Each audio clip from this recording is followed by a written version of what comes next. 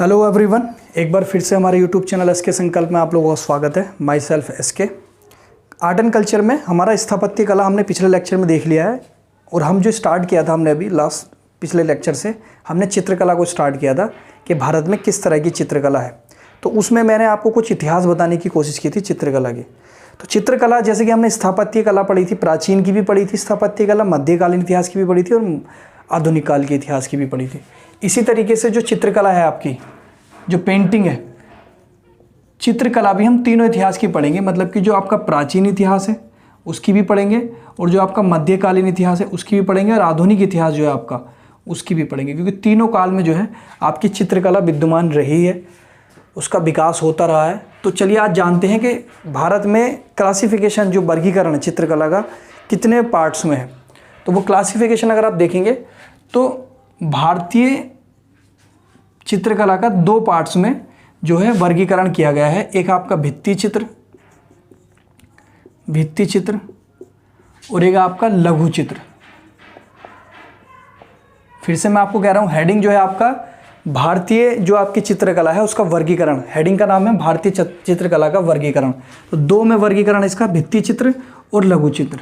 पहले हम इसको पढ़ेंगे, इसकी पूरी हिस्ट्री पढ़ेंगे, सभी कुछ इसका पढ़ेंगे, इसको बाद में देखेंगे, ठीक है। तो भित्ति चित्र क्या है, कब से है और कहाँ है, ये सारी चीज़ें हम जानेंगे। क्या है, कब से पाई गई है और कहाँ कहाँ पर पाई गई है, ये तीन चीज़ें हम देखेंगे। तो इससे आपको पता चल जाएगा भित्ति चित्र क्या है। सबसे पहले सवाल आता है भित्ति चित्र क्या है।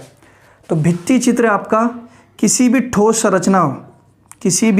ठोस संरचना या दीवारों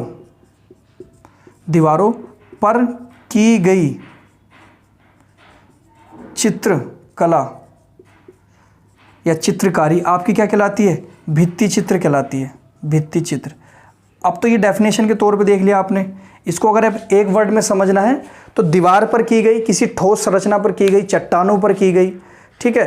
तो वो सारी जितनी भी इन आकृतियों पर की गई, या तो दीवारों पर या गुफाओं की चट्टानों पर या किसी ठोस सतह पर कोई भी अगर चित्रकला की गई है या कोई भी चित्रकारी की गई है तो वो आपकी भित्ति चित्रकला कहलाती है, भित्ति चित्र कहलाता है। भित्ति चित्र को, क्योंकि भित्ति का मतलब ही वॉल होता है, भित्ति का मतलब ही दीवार होता है। तो क्या से पता चल गया भित्ति चित्र क्या होता है, दीवारों पर की गई संरचना या दीवारों पर की गई आपकी चित्रकला। तो आपकी ठोस संरचना वही एक मतलब निकल कर आता है। कब से है ये, तो 10वीं शताब्दी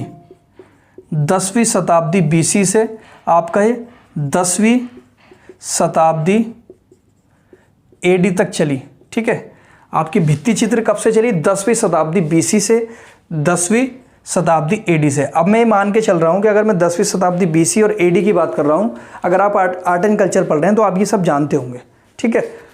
आगे चलते हैं हम, कहाँ पर पाई गई है। तो इसके बहुत जगह साक्ष्य मिले हैं, बहुत सी जगह इसके साक्ष्य मिले हैं। किसके, भित्ति चित्र के बहुत जगह इसके साक्ष्य मिले हैं। ऐसा मान लो जैसे कि अगर भित्ति कहीं भी दीवारों पर पाई गई चित्रकला है, कहीं भी दीवारों पर अगर चित्रकला पाई गई है तो उसको क्या माना गया है, भित्ति चित्रकला माना गया है। तो ऐसे साक्ष्य आपके बहुत जगह मिले हैं।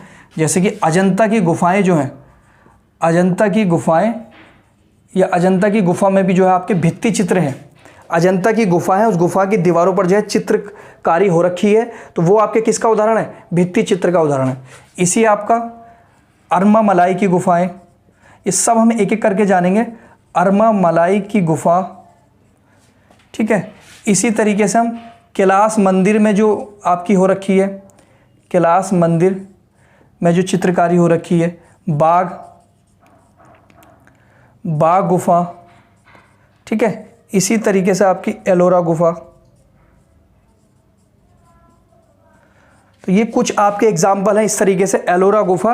और भी हैं आपके, जोगी माथा भी है और आपका रावण छाया गुफा भी है। इनके नाम भी लिखना चाहोगे आप, जोगी माता गुफा,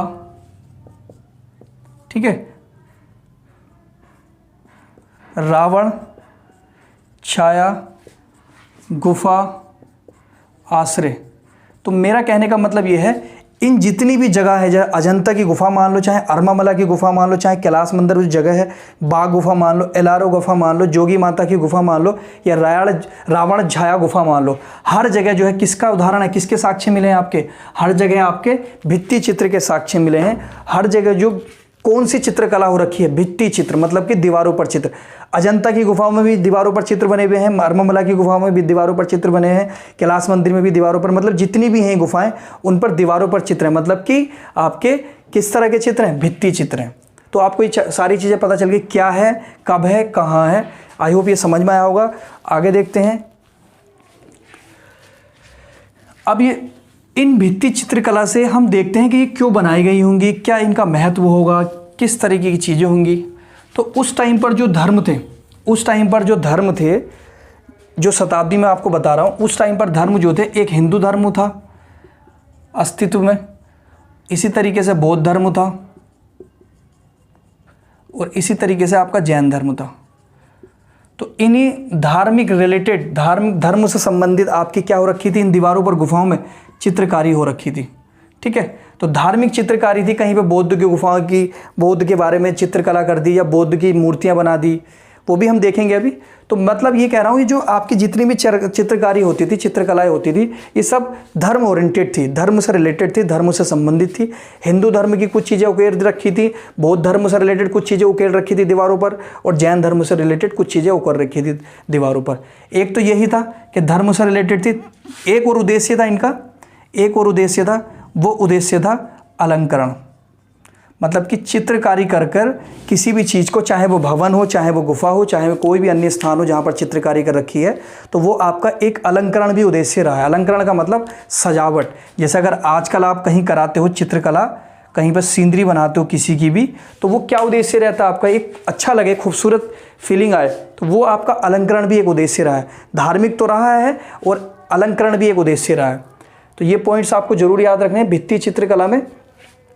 ठीक है, अब जो मैं बता रहा हूँ आपको, जो भित्ति चित्रकला है, वो ज़्यादातर जो है आपकी भित्ति चित्रकला जो है प्राकृतिक चट्टानों में पाई गई है, प्राकृतिक चट्टानों में। और इसी प्रकार जो पाई गई है आपकी, जो चट्टानों को काटकर जो आश्रय बनाए गए हैं, चट्टानों को काटकर जो आश्रय बनाए गए हैं, उनमें भी आपकी क्या पाई गई, भित्ति चित्र पाई गई है। आपको मैंने 2-3 चीज़ें बताई हैं, भित्ति चित्र कहाँ पर, कब, कैसे, और आपका ये भी मैंने बताया है आपका कि किससे रिलेटेड थी, किस पर बेस्ड थी, और मैंने ये भी आपको बता दिया कि कहाँ पर प्राकृतिक चट्टानें जो होती थी उस टाइम पर नेचुरली, और आपकी चट्टानों को काट कर जो रहने के लिए जो आश्रय बनाते थे, वहाँ पर इन चित्रकलाओं का जो है साक्ष्य पाए गए हैं। ठीक है, तो भित्ति चित्र में मैंने आपके बहुत सारे साक्ष्य बताए हैं कि कहाँ कहाँ पर भित्ति चित्र पाए गए हैं। तो सबसे पहले जो मैंने आपको बताया है भित्ति चित्र का जो एग्जाम्पल है, वो भित्ति चित्र का एग्जाम्पल जो है, आपने अजंता की गुफाएं जो हैं, अजंता की गुफाएं या अजंता की गुफा, वहाँ पर किसका एग्जाम्पल है, भित्ति चित्र का एग्जाम्पल है। मतलब इसका ये है कि अजंता की गुफाएं जो है, तो वहाँ पर जो चित्रकारी हो रखी है वो भित्ति चित्र है, मतलब कि दीवारों पर चित्रकारी हो रखी है। तो अजंता की गुफाएं के बारे में जानते हैं। तो अजंता की गुफा आपकी 29 गुफाओं का समूह है, मैंने पहले भी बताया आपको, 29 गुफाओं का समूह है। अब इसमें जो 29 गुफा है, उसमें 9 और 10वीं जो गुफा है, 9वीं और 10वीं जो गुफा है, उसको जो बनवाया है शुंग वंश के राजाओं ने बनवाया है, शुंग वंश के राजा ने बनवाया है। और जो गुफाएं, अन्य गुफा जो बची हैं, वो आपका ज़्यादातर किसके, गुप्त काल में बनाई गई है, गुप्त काल में बनाई गई है। तो मैं आपसे कह रहा हूँ कि एक टाइम होता था, जो राजा होते थे वो क्या करते थे, गुफाएं बनवाते थे, या राजा के जो प्रजा होती थी या फिर कोई धर्म को मानने वाले जो भिक्षु होते थे, वो गुफाओं को काटकर अपना आश्रय वहाँ पर बनाते थे। तो टाइम पर अलग अलग शासकों के टाइम पर अलग अलग टाइम पर जो है गुफाएं बनाई गई हैं और उनमें चित्रकारी हुई है। तो वही मैं आपसे कह रहा हूँ, जो आपकी 29 गुफाओं का समूह है, वो 9 और उसमें से 10 गुफा है, 9वीं और 10वीं गुफा है, वो शुंग वंश के राजाओं के टाइम पर बनी है, और अन्य गुफाएं जो हैं वो गुप्त काल के समय की बनी है। ठीक है, अगला इसी से रिलेटेड अगर हम देखेंगे, ये आपकी जो स्टार्ट होती है, ये दूसरी शताब्दी से दूसरी शताब्दी से, और वो भी BC से 5वीं शताब्दी AD तक। अगर आप ये पढ़ रहे हो तो AD और BC का खेल समझे होंगे, ये मैं मान के चल रहा हूँ। तो दूसरी शताब्दी BC से 5वीं शताब्दी AD तक ये आपकी गुफाएं देखी गई हैं।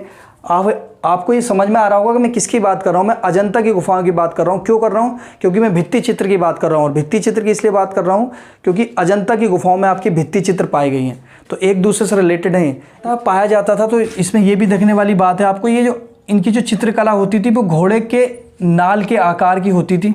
घोड़े के नाल के आकार की होती थी। अगर और भी इसमें पॉइंट देखने हैं तो ये भी देख लेना आप कि इसमें जो बौद्ध धर्म से रिलेटेड, बौद्ध धर्म से संबंधित जो चित्रकला थी, बौद्ध धर्म से संबंधित जो चित्रकला थी, वो भित्ति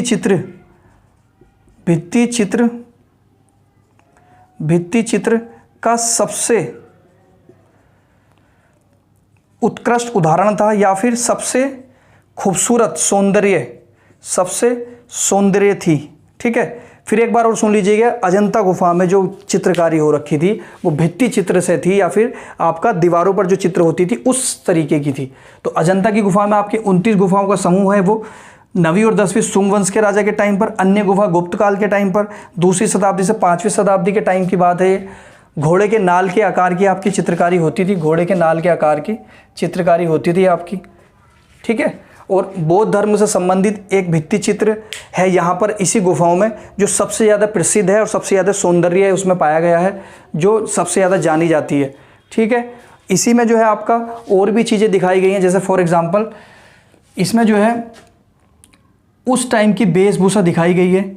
उस टाइम की वेशभूषा चित्रकारी में क्या दिखाया जाता होगा, क्या करते होंगे बेचारे वो चित्रकारी में, तो उस टाइम जो पहनते होंगे वो बना दिया होगा दीवारों पर, वेशभूषा बना दी होगी।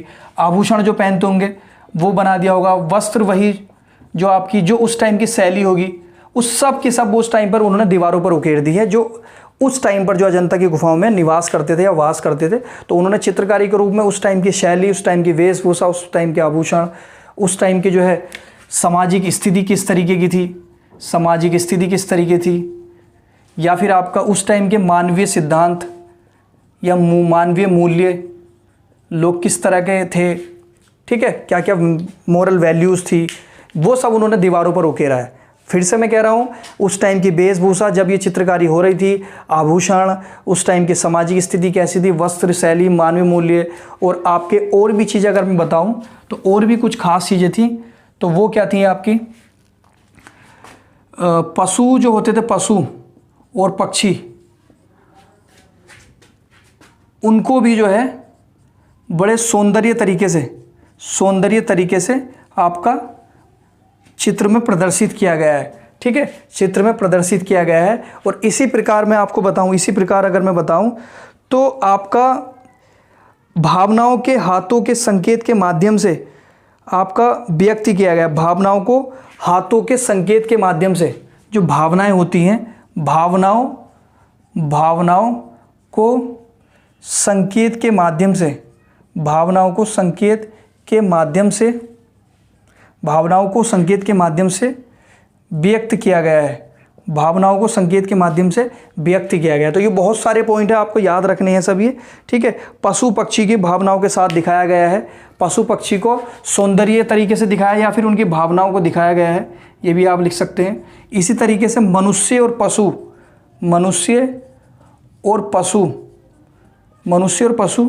की आकृति भी बनाई गई है। मनुष्य और पशु की आकृति भी बनाई गई है। इसी तरीके से आपकी गौतम बुद्ध जो है उनकी भी मूर्ति बनाई गई है। बौद्ध गौतम बुद्ध जो है उनकी भी मूर्ति बनाई गई है। तो मैं, और इसी तरीके से आपके बहुत सारे पॉइंट हैं। सजावटी पैटर्न जो आपका वनस्पति है, सजावटी पैटर्न, या फिर इसको वनस्पति सजावटी पैटर्न लिख सकते हो। यहाँ पर वनस्पति सजावटी पैटर्न मतलब जैसे ये आपका ये है, ये फूल पत्ती का एक डिज़ाइन भी बनाए गए हैं दीवारों पर। तो इतना वो नहीं है, मैं आपको वैसे ही बता रहा हूँ। एक बार फिर से रिपीट कर लीजिएगा। भित्ति चित्र का जो एग्जाम्पल पाए गए हैं वो अजंता की गुफाओं में पाए गए हैं। इतनी गुफाएं थी उसमें, इस टाइम पर ये गुफा इसने बनवाई थी और सारी गुफाएं इन्होंने बनवाई थी। इस टाइम का टाइम पीरियड था, घोड़े की नाल के आकार में जो बनाई जाती थी वो चित्रकला। बौद्ध धर्म की जो आपकी चित्रकला थी वो बहुत फेमस थी, बहुत अच्छी थी, बहुत सुंदर थी। और क्या उकेरा है, वेशभूषा उस टाइम की, आभूषण, वस्त्र, शैली, मानवीय मूल्य, सामाजिक स्थिति सब वहाँ पे उकेरा गया है। पशु पक्षी उनको सुंदर तरीके से दिखाया गया है, मनुष्य पशु की आकृति भी दिखाई गई है। भावनाओं को संकेत के माध्यम से, भावनाओं को हाथों के संकेत के माध्यम से व्यक्त किया गया है। जैसे आपको जो है अपने हाथ से बताना है कि मेरी क्या स्थिति है, तो भावनाओं के हाथों के संकेत जो है उसके माध्यम से स्थिति को बताया गया है, भावनाओं को बताया गया है। सजावटी पैटर्न यही है, वनस्पति, गौतम बुद्ध से रिलेटेड जो है मूर्तियाँ भी पाई गई हैं। तो ये बहुत सारी चीज़ें हैं। तो आपका किसका एग्जाम्पल है, सारी की सारी चीज़ें ये दीवारों पर उकेरी गई हैं। तो ये किसका एग्जाम्पल है, भित्ति चित्र का एग्जाम्पल है। इसी तरीके से आगे की जितनी भी गुफाएं हैं जिनमें भित्ति चित्र देखी गई है वो सबको हम एक एक डिस्कस करेंगे। जैसे कि आपका मैं कैलाश मंदिर में जो हुई है, या फिर बाघ की गुफाएं, कैलाश मंदिर, ये सारी चीज़ें हम डिस्कस करेंगे। आज के लिए सिर्फ हम जो है इतना रखते हैं। और प्लीज़ चैनल को लाइक, सब्सक्राइब, कमेंट ज़रूर करते रहिएगा। Thank you so much.